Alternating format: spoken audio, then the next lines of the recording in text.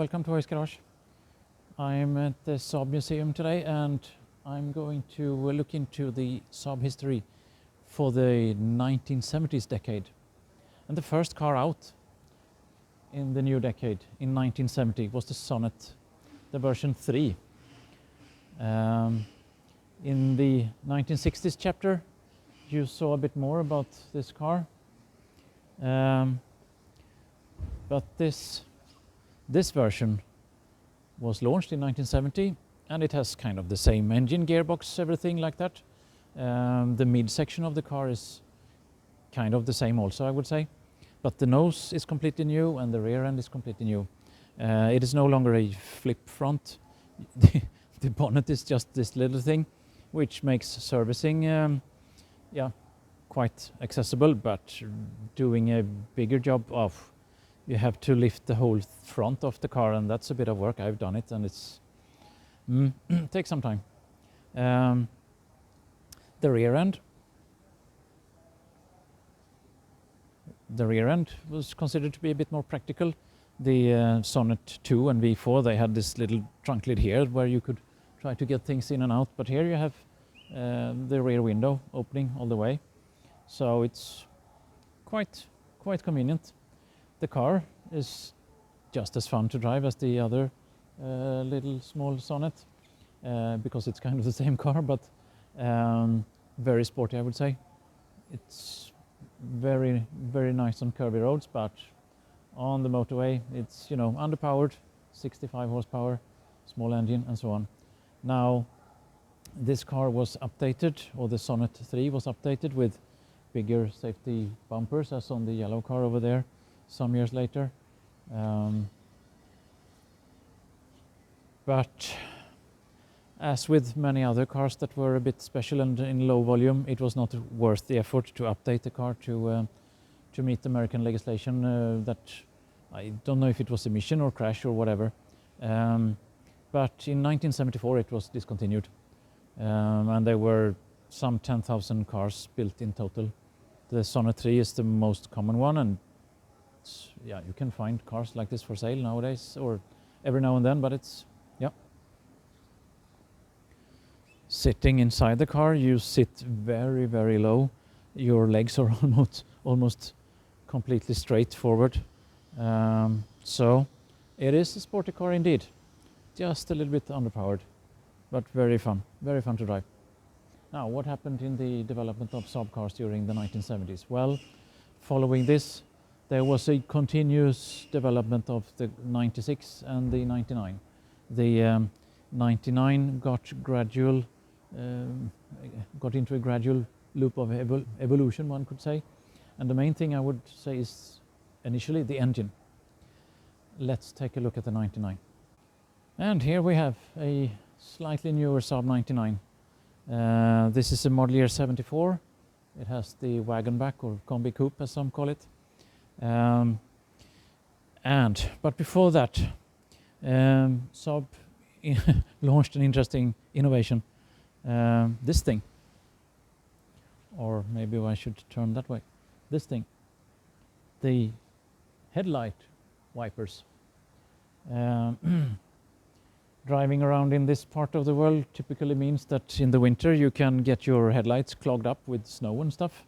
With this thing you just flushed the windscreen, and then if you just kept it going, then this little motor started to wipe the snow off the headlights. And also if you get a lot of salt and, I don't know, tarmac and dirt, then there's a little flushing nozzle, so they you got very good vision from the headlights like that. Now, otherwise,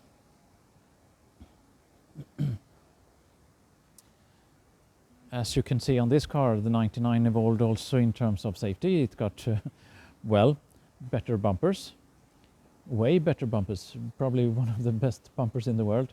The early car that you could see over there just had polished stainless steel, which in a way is expensive and quite a good design. Way more expensive than what one could think on such a ordinary car in a way.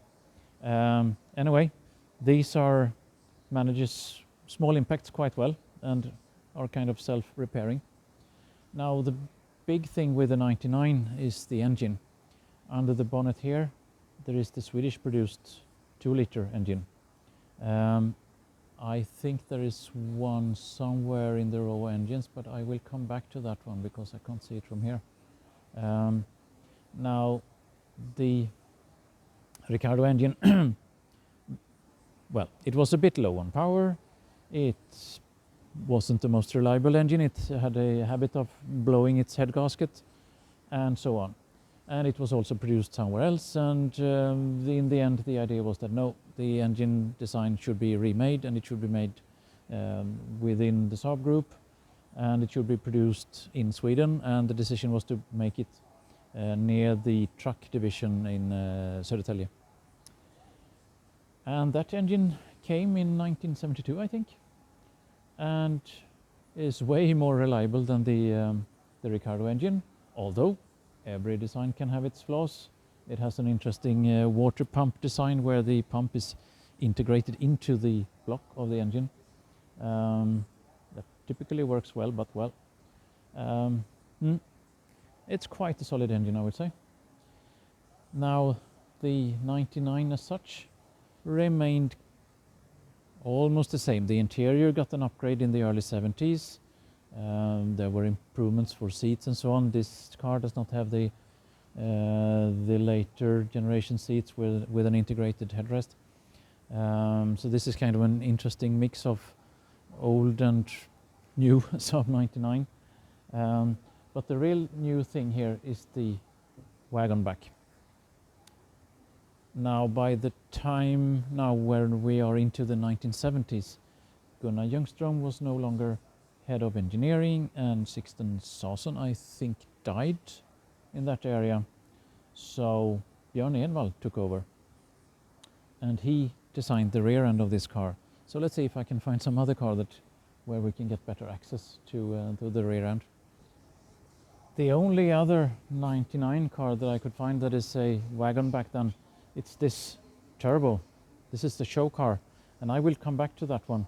But the trunk lid as such looks the same as on the 900, and you can see it is quite a huge opening, I would say, and you can load lots of stuff in here. And if you fold the rear seat, you can sleep in the car. It's just a pity that it wasn't from that perspective electric, so you could sleep in comfort in it, but sleep you could still do. Now, the 96 also evolved a bit during the 1970s, so let's go and look for a 96 car. So here we have two typical end of 1970s cars. This is what they look like during the last couple of model years, and the 95 ended its production in 1978, I think. Yes, it was. And as you can see, this rear end started off in 1959 and ended like this in 1978. Same size of the fins. The only thing here is that they removed the extra rear seat in the 95 car. I think the model year 75 was the last with that. Otherwise, you know, it got a bit of improvements here and there. It got the newer seats, it got newer instrumentation and so on, but well, overall it was just cosmetics. And imagine this car in 1980, it was a really old car. Anyhow, I think it's quite an achievement to keep this line of 95 and 96 cars up and running that long. Yeah, this very last car, it was not built in Trollhättan. Saab used a plant in Finland, Uusikaupunki, Nystad, where this specific car was built, and it was driven from the plant into the museum back in those days. And 1980, that must have meant that this car did not end up here. It ended up below the workshop on the other end of town, so to speak, in that little museum. Yeah, here you see another part of the Saab 96 V4 Evolution, a rally car. It was quite successful in its time, or during its time. The engine, they really squeezed out every single horsepower extra that they could with a special cross flow, whatever you should call it, cross intake with big Weber carburetors on it, and but it won the International Swedish Rally in 1976, for instance. So, well, other interesting details of the car. It has the wheels that some call soccer wheels, but they've been machined a bit to lower the weight of the wheels. Anyhow, interesting car.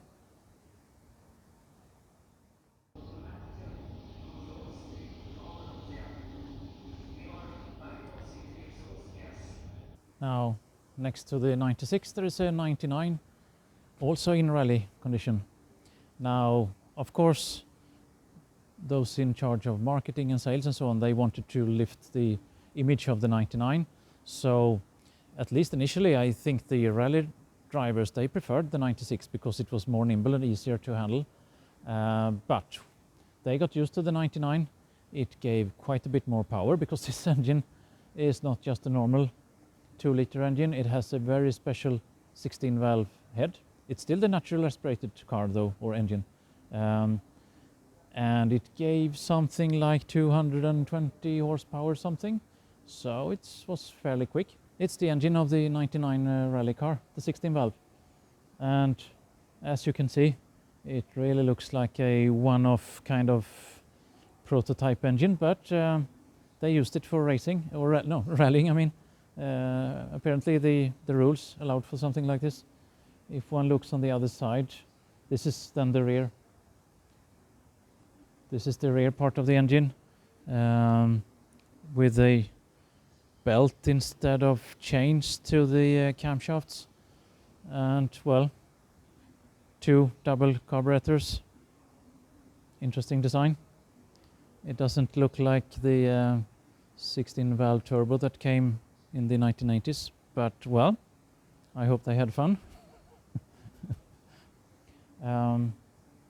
Interesting to see the 99 in rally condition also. There is of course a 99 turbo in rally condition just around the corner here, but let's look at the original 99 turbo first. Now here we have the car that really put the spotlight on Saab. It's a bit of an interesting story also. BMW launched a 2002 turbo in the early 70s, but they didn't get it right, and I think it was discontinued quite quickly.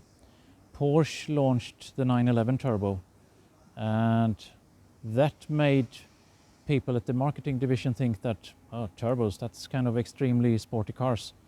Then the engineers said that, no, we can make a very good turbo for a normal car. And they said, no, forget about it. Then they, someone at the engine or powertrain division came into a discussion with the top manager of the car division. I don't know who that contacted who, but they got into a discussion around the car, and it was agreed that the manager should, I think it was Dan Venlo, he should take the car for a weekend and see what he thought. On Monday morning, he was all over the place. This car must be made now, or how quickly can we make it? Model year 78, go for it. You know, time pressure, that's not a good thing when you have to do something that you haven't done before. Anyhow, the car was shown in Frankfurt, I think it was this car was shown in Frankfurt in 1977. Looking really nice in some kind of white pearl color, with these special, I think they're called Inca wheels. And the car kind of worked. Of course there were issues with it, but nothing seriously bad as long as you maintained it, which of course people don't always do. But now what was the key? The key was that to get a decent mid-range torque, let's say like that, they had to release the pressure from the turbo, because otherwise the engine would just have been blown to pieces when you came higher up in the rev band or whatever you call it. So this wastegate valve and how to control it was the key thing to the success. Then of course there were issues. I mean, this was kind of the first normal car with turbo as far as I understand, and then, you know, oils of that time and the very hot turbo with the oil kind of got made into carbon in the oil lines to the turbo, and there were issues. And when filling the oil, this old engine has the cap for filling oil quite near the turbo, and some guys just forgot to put the cap on, and then as the car was driven, it was a little bit of oil splashing out through the hole there, and then that ended up on the turbo and the whole car went up in fire. But in general, it was a good start. I think that squeezing it into the 99 was a bit of an adventure, but they made it. So here it is. Now, this car was then model year 78. Is a bit special. It has very special emblems. It is let me see here. It has the wagon back. So the other two model years of the 99 are sedan cars. So hello there. And here we have the last factory-built rallying car from Saab, the 99 Turbo. This car participated in the 1979 World Rallying Championship in Sweden, the international one, and it won. But then came the Audi Quattro, and there was a Group B rules coming for rallying, international rallying events or competitions. So Saab decided that no, we should rally on based on standard cars. So the factory competition department, or whatever you should call it, it was just closed in around 1980 or 81. There were some private built 99 turbo cars rallied for some more years in the more standard based Group A class.